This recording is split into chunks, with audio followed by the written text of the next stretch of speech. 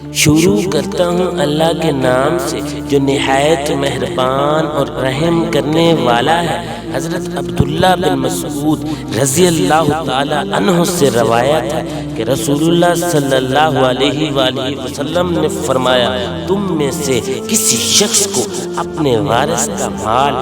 اپنے مال سے بڑھ کر پیارا ہے۔ صحابہ نے عرض کیا، اے اللہ کے رسول صلی اللہ علیہ وآلہ وسلم، ہم میں سے ہر شخص کو اپنا مال ہی وارث کے مال سے زیادہ پیارا ہے۔ رسول اللہ صلی اللہ علیہ وآلہ وسلم نے فرمایا، تم میں سے کوئی شخص بھی ایسا نہیں ہے جسے اپنے وارث کا مال اپنے مال سے زیادہ پیارا نہ ہو، کیونکہ تیرا مال تو وہ ہے جو تو نے خرچ کیا، اور جو تو چھوڑ گیا وہ تیرے وارث کا مال ہے۔ حضرت ابو ہریرہ رضی اللہ تعالی عنہ سے روایت ہے، انہوں نے فرمایا، ایک آدمی نبی اکرم صلی اللہ علیہ وآلہ وسلم کے پاس آیا اور کہنے لگا، اے اللہ کے رسول، کون سا صدقہ کا ثواب سب سے زیادہ ہے؟ آپ صلی اللہ علیہ وآلہ وسلم نے فرمایا،